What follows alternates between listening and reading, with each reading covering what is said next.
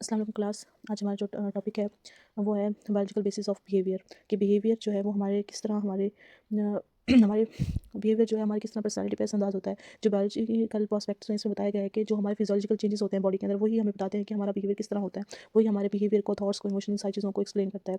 और बिहेवियर जो है हमारी फिजियोलॉजी है वो बहुत ज़्यादा इन्फ्लुएंस करती है। Role of brain, nervous system, genetic inheritance, hormones, biochemical process वही हमारे बिहेवियर को शेप करती हैं। इस तरह अगर हम फिजियोलॉजिकल फिनोमेना को देखें तो इसमें लर्निंग है, मेमोरी है, इमोशन, इंटेलिजेंस और पर्सनैलिटी, मेंटल डिसऑर्डर्स, ये सारी चीज़ें फाउंडेशन होती हैं किसी भी नए बिहेवियर की।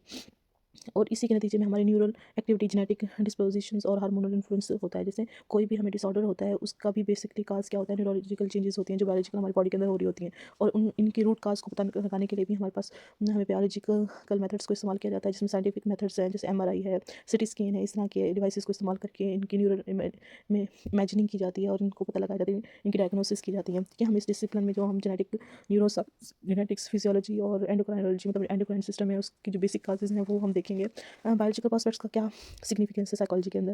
देखिए साइकोलॉजी को जो बेसिक हम देखते हैं कि जो हमारे अंदर चेंजेस हो रहे होते हैं हमारी बॉडी के अंदर वही हमारे बिहेवियर को प्रेडिक्ट करते हैं कि हमारा बिहेवियर किस तरह होगा, वो किस तरह के मेथड्स के जरिए हम उसको एक्सप्लेन कर सकते हैं। देखिए जो साइंटिफिक बेसिस होती हैं वो बेसिकली क्या बताती हैं कि हमारा बिहेवियर किस तरह होगा, हमारे बिहेवियर की क्या ऑब्जेक्टिविटी होगी, क्या मेजरेबल मेथड्स होंगे जिनके जरिए हम उसको एक्सप्लेन कर सकेंगे। इस तरह जैसे भी मेंटल डिसऑर्डर है, उनकी वर्नेबिलिटी, उनकी जेनेटिक्स और उनकी डिसफंक्शन को या न्यूरोकेमिकल बैलेंस है उसको हम बायोलॉजी के जरिए ही एक्सप्लेन करते हैं। जैसे मैंने पहले बताया कि सिटी स्कैन करके, MRI करके, इस तरह।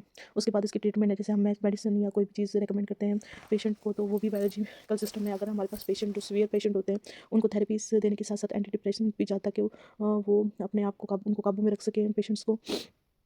इसी तरह मेडिसिन्स दी जाती है उनकी स्ट्रेंथ और मतलब उनकी बीमारी के अकॉर्डिंग।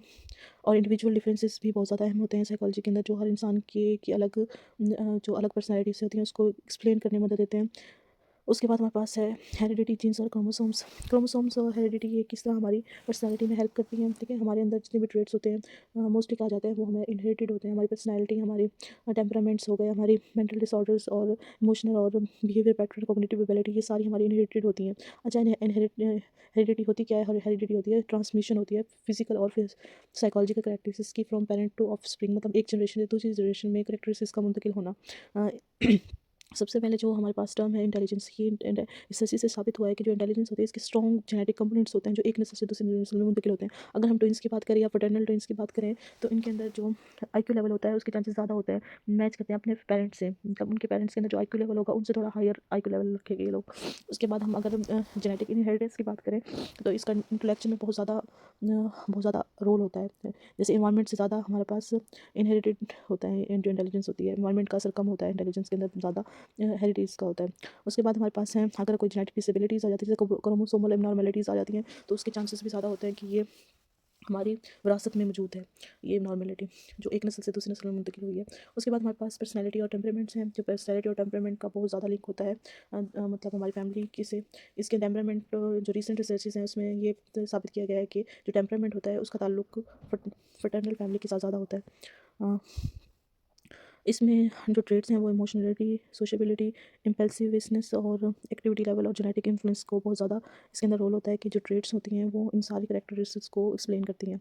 और टेम्परामेंट जो होता है वो ऑब्जर्वेबल होता है फ्रॉम इन्फेंसी। जैसे हम कहते हैं ये छोटा बच्चा ये अपनी मतलब फैमिली के इस मेंबर की तरह बिहेव करता है, इसकी तरह बिहेव करता है, तो वो हम टेम्परामेंट्स मैचिंग की बात करते हैं कि जो हमारे टेम्परामेंट्स होते हैं हमें इन्फेंसी स्टेज से पता चल जाता है कि ये किससे मैच हो रहे हैं। तो ये इनहेरिटेड होते हैं, ज़्यादातर इनहेरिटेड होते हैं। पर्सनल डेवलपमेंट के अंदर जेनेटिक डिस्पोजिशन का बहुत ज़्यादा रोल होता है और इस लाइफ एक्सपीरियंसेस और फैक्टर्स का भी इसके अंदर होता है, लेकिन मोस्टली 190% कह सकते हैं कि जो पर्सनैलिटी होती है उसकी डेवलपमेंट में और उसकी ज़्यादातर ट्रेड्स होती हैं जो हमारी फैमिली में एक नस्ल से दूसरी नस्ल से मुंतकिल होती हैं। उसके बाद हमारे पास मेंटल डिसऑर्डर्स है। मेंटल डिसऑर्डर जो होते हैं इसकी जो बेसिस होती है वो ज़्यादातर फैमिलीज़ के अंदर ही होती है। जैसे हमारे पास शिज़ोफ्रेनिया है, शिज़ोफ्रेनिया के 90% जो केसेस होते हैं वो हमारी विरासत में एक नस्ल से दूसरी नस्ल में मुंतकिल होते हैं। इसके अंदर एनवायरमेंटल फैक्टर्स भी हैं, जैसे अगर कोई बर्थ के दौरान बच्चे को ऑक्सीजन नहीं मिलती तो उसके न्यूरल सेल्स जो होते हैं वो डैमेज हो जाते हैं और उसके नतीजे में शीज़ो फैक्टर डिजीज़ का होना, होना हो सकती हैं, और उसके साथ डिप्रेसिव डिसऑर्डर्स भी हो सकते हैं। और हमारे पास काफ़ी सारे डिसऑर्डर्स ऐसे हैं जो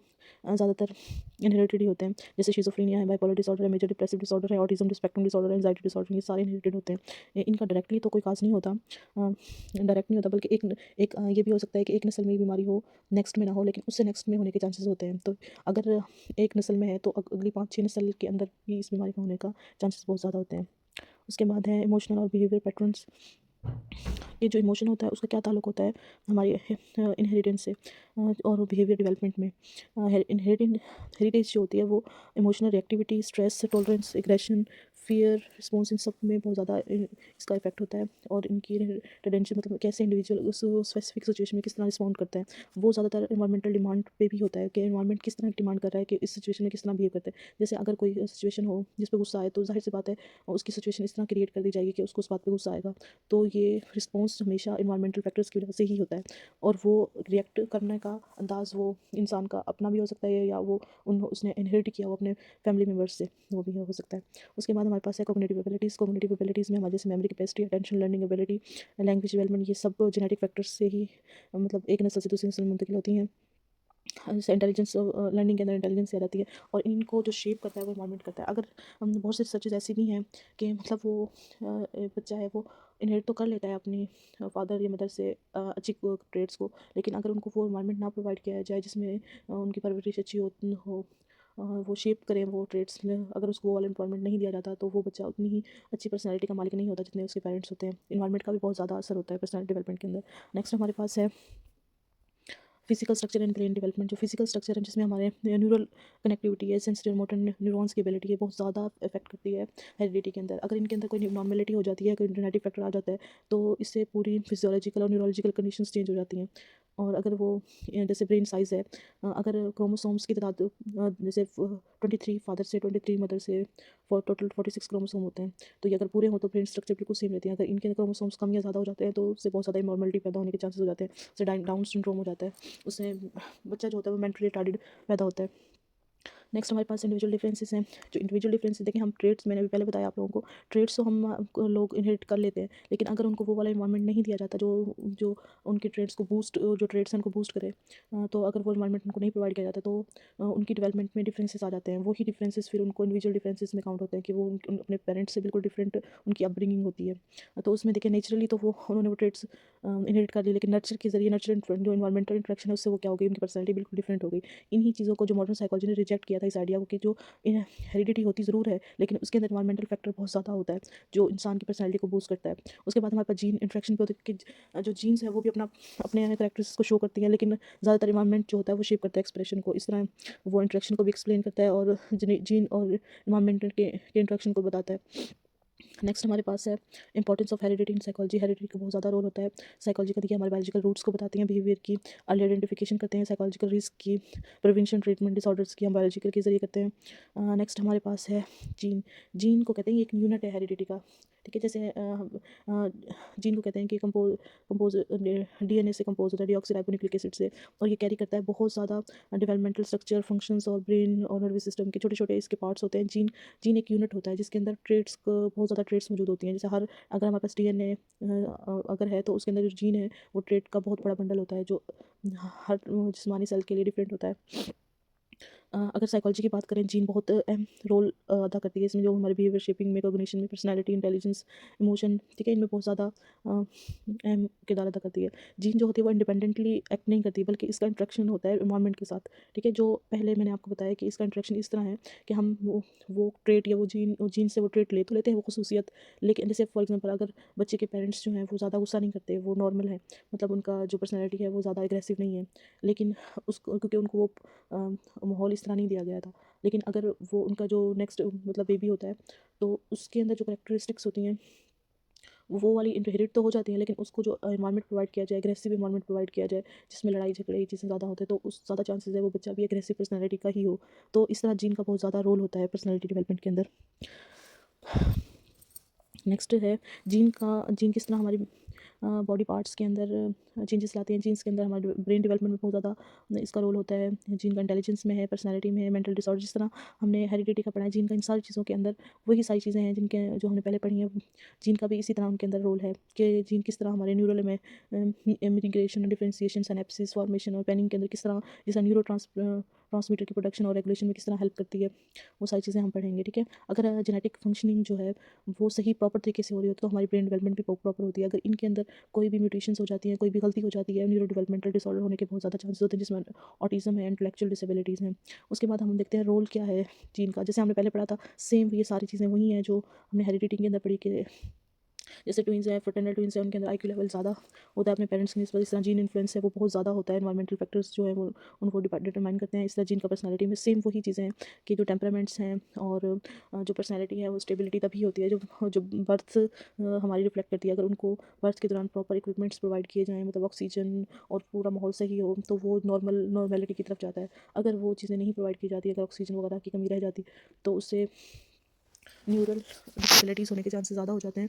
और टेम्परामेंट डिफरेंसेस जो हैं ये बहुत ज़्यादा रिफ्लेक्ट करते हैं बर्थ प्रोसेस को। हमारे पास जीन में मेंटल वही सेम चीज़, हमारे कुछ ऑर्डर्स डिसऑर्डर्स जो होते हैं वो इनहेरिटेड होते हैं, जैसे शिज़ोफ्रेनिया, बाइपोलर, डिप्रेशन। ठीक है, ये सारे डिसऑर्डर्स ज़्यादातर इनहेरिटेड होते हैं जो एक नस्ल से दूसरी नस्ल में मुंतकिल होते हैं। उसके बाद हमारे पास जीन एंड इमोशनल बिहेवियर है। सेम ये भी हम पहले कर चुके हैं। सेम वही चीज़ें आप लोगों ने इधर लिखनी है जो हमने हेरिडिटी में की हुई हैं। तो वही रोल होता है। जैसे यहाँ पे वेरिएशंस अगर जीन के अंदर पाए जाते हैं, वो किस उसका डायरेक्ट जो रिलेशन होता है वो न्यूरोट्रांसमीटर के साथ होता है, जैसे सेरोटोनिन है, डोपामाइन है। सेरोटोनिन जो होते हैं इसको हम अ, अ, डिप्रेशन को कंट्रोल करने के लिए हार्मोन यूज़ किया, न्यूरोट्रांसमीटर यूज़ किया जाता है। डोपामाइन जो होते हैं इसको हम खुशी का हार्मोन कहते हैं। ये इफेक्ट करते हैं हमारी इमोशनल रेगुलेशन और बिहेवियर को। इस तरह जीन है वो लर्निंग और मेमोरी में बहुत ज़्यादा हेल्प करता है, जैसे साइनेप्सिस प्लास्टिसिटी, लॉन्ग टर्म टेंशनेशन और न्यूरोकेमिकल बैलेंस जो वो जीन के जरिए ही रेगुलेट किया जाता है। और ये हमारी बॉडी लर्निंग, मेमोरी फॉर्मेशन और कॉग्निटिव फ्लेक्सिबिलिटी में बहुत एसेंशियल रोल अदा करती है। जीन का इंडिविजुअल डिफरेंसेस में बहुत ज़्यादा रोल होता है कि जो cognitive ability, personality traits, emotional sensitivity और बिहेवियर टेंडेंसीज हैं उनकी वेरिएशन भी जेनेटिक फैक्टर्स के जरिए ही की जाती है, मतलब जीन के जरिए। और जो जैसे सिबलिंग्स होते हैं, अगर उनको डिफरेंट एनवायरनमेंट प्रोवाइड किया जाए तो वो जेनेटिक यूनिकनेस के जरिए उनकी डिफरेंट अपब्रिंगिंग होती है, तो उनकी पर्सनैलिटी भी एक दूसरे से डिफरेंट हो जाती है। अगर वो सेम एनवायरनमेंट उनको प्रोवाइड किया जाता है तो ज़्यादातर चांसेस है उनकी पर्सनैलिटी सेम हो।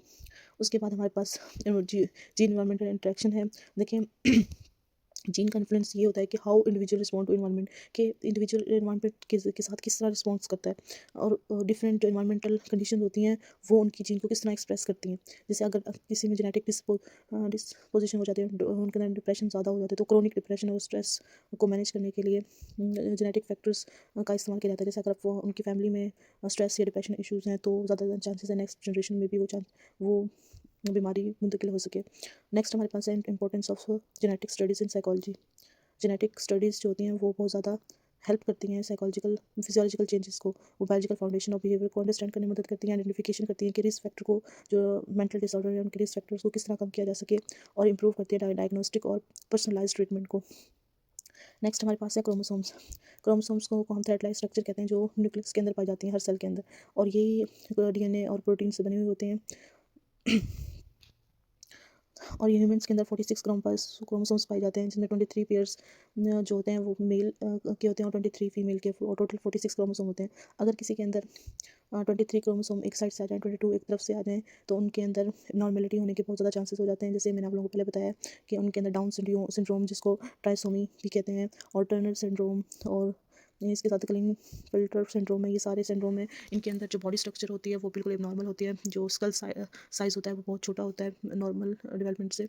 नेक्स्ट हमारे पास role of heredity in behaviour, कि हमारा जो बिहेवियर है उसके अंदर हेरिडिटी का क्या रोल होता है, कि जो हमारी इंस्टिंक्ट्स होती हैं, कुछ चीज़ें हम पैदाइशी होती हैं, कुछ हम एनवायरनमेंट से सीखते हैं, तो ये सारी जो रिफ्लेक्सेस होती हैं उनका मेंटल इलनेस से क्या ताल्लुक होता है। अगर फैमिली में है कोई इशू तो वो तो इनहेरिट होगा, अगर नहीं है तो वो नॉर्मेलिटी होने के चांसेस ज़्यादा होते हैं। अगर इशू है तो उसमें शिज़ोफ्रेनिया और डिप्रेशन जैसी बीमारी होने के चांसेस ज़्यादा होते हैं उस फैमिली में।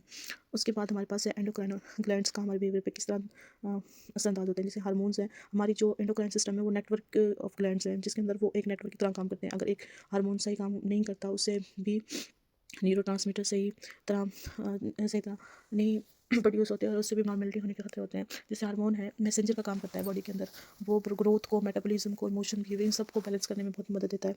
तो सबसे मेजर जो एंडोक्राइन ग्लैंड्स हैं जो बिहेवियर में इफेक्ट होते हैं, सबसे पहले हमारे पास पिट्यूटरी ग्लैंड को मास्टर ग्लैंड भी कहते हैं, और ये तमाम एंडोक्राइन ग्लैंड्स जो होते हैं उनको कंट्रोल करता है। इसका जो इन्फ्लुएंस होता है वो ये ग्रोथ को कंट्रोल करता है, स्ट्रेस रिस्पॉन्स को, रिप्रोडक्शन को और इमोशनल रेगुलेशन को। नेक्स्ट हमारे पास है थायराइड ग्लैंड जो होता है, ये भी रेगुलेट करता है मेटाबॉलिज्म को और एनर्जी लेवल्स को। इसका हाइपोथायरॉयडिज्म काज करता है डिप्रेशन और लुथरी, मतलब डिप्रेशन और इंसाइटी ये क्रिएट करता है अगर इसका मतलब बैलेंस सही ना हो तो। जो हाइपोथायरॉयडिज्म है इसके जरिए इंसाइटी और इरिटेबिलिटी पैदा होती है, मतलब बेसुकूनी और एंजाइटी की कंडीशन होती है अगर इसकी रेगुलेशन सही नहीं होती तो। नेक्स्ट हमारे पास एडिनल ग्लैंड जो होते हैं, ये इसके अंदर हमारा न्यूरोट्रांसमीटर जो कॉर्टिसोल है वो रिलीज़ करता है, ये जो हम स्ट्रेस से, फियर से, फाइट फ्लाइट रिस्पॉन्स में मदद करता है। और अगर इसकी एक्टिविटी ज़्यादा हो जाती है, क्रोनिक स्ट्रेस भी फील होने लग जाती है और एंजाइटी डिसऑर्डर होने के बहुत ज़्यादा चांसेस होते हैं। नेक्स्ट हमारे पास पेंक्रियाज है, जिसको पेंक्रियाज जो होता है वो रेगुलेट करता है ब्लड शुगर और इंसुलिन को। लेकिन इंसुलिन के जरिए हमारे ब्लड शुगर को रेगुलेट करता है। अगर ये सही काम नहीं करता, अगर इसके अंदर इम्बेलेंस हो जाता है तो मूड, एनर्जी और कॉग्निशन के अंदर इम्बेलेंस पैदा होना शुरू हो जाता है।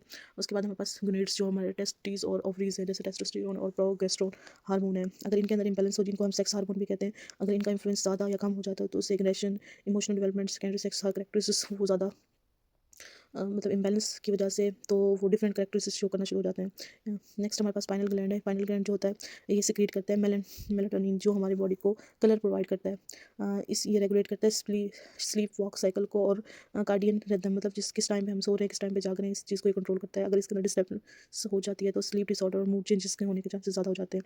लेकिन हार्मोन्स का हमारी बॉडी में बहुत ज़्यादा किरदार होता है, तो इसमें जैसे हम emotional reaction, stress coping mechanism, motivation, aggression, sexual behaviour, mood और health, mental health issues, hormonal imbalance की वजह से साइकोलॉजिकल डिसऑर्डर्स भी हो सकते हैं, जैसे स्ट्रेस, एंजाइटी और मूड डिसऑर्डर्स हो जाते हैं। तो हार्मोन्स का बहुत ज़्यादा किरदार होता है हमारे मूड के अंदर, हमारे बिहेवियर के अंदर।